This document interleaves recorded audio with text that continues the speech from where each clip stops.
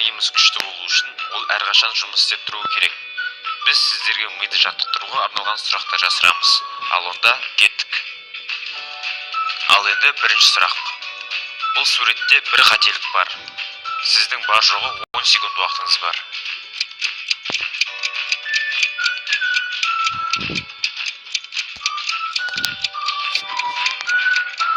Жауабы 14 болады. Ал енді келесі сұрақ. Суреттен екі бір-біріне ұқсас затты табуыңыз керек.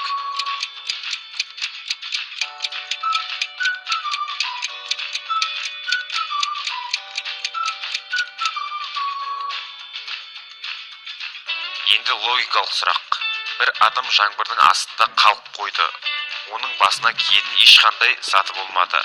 Бірақ ол үйіне келгенде оның бірде-бір шашы су болмады. Ол қалай болуы мүмкін? Ойланып алу үшін видеоны тоқтатып қойыңыз.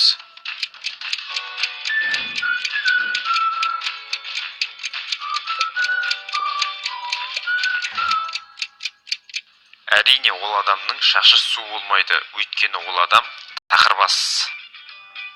Енді келесі сұрақ. Бұл суреттен қанша үшбұрышты көріп тұрсыз? Видеоны тоқтатып ойланып алыңыз.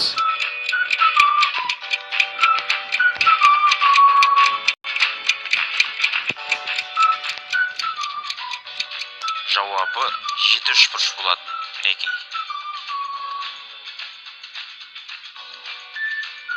Егер де сіз біздің барлық сұрақтарымызға дұрыс жауап берсеңіз, сіз өте ақылды адамсыз.